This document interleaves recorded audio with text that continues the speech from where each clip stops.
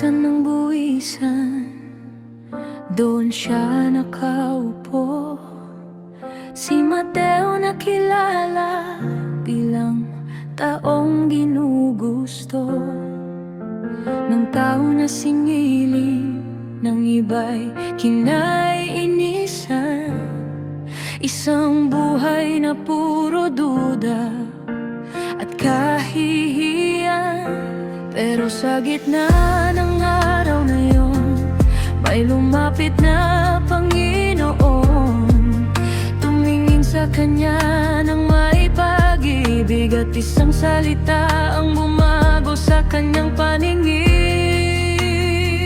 Sumunod ka sa akin, sabi ni Jesus, at iniwan niya ang buhay na lubos, na nakakadena sa kahapon niyang madilim. Si Mateo'y binago, puso'y naging masigla muli. Oh, Mateo, tinawag ng Diyos.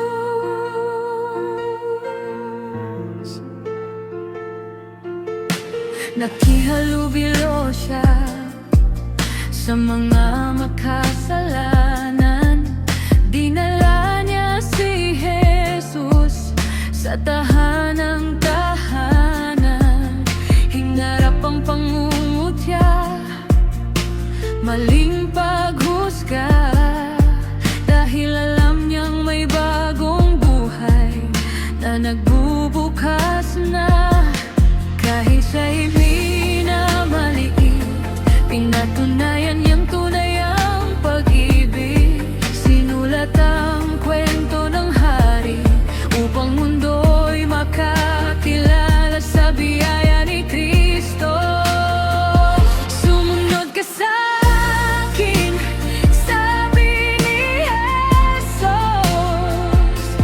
at iniwan niya ang buhay na lubos, na nakakadena sa kahapon niyang madilim. Si Mateo'y binago, puso'y naging masigla muli. Oh, Mateo, tinawag ng Diyos. Mula sa mesa ng buwis tungo sa Ebanghelyo, ginamit siya sa kwento ng kaligtasan ng tao. Isang testigo na nagsabing totoo, ang liwanag ni Jesus ay walang katulad dito.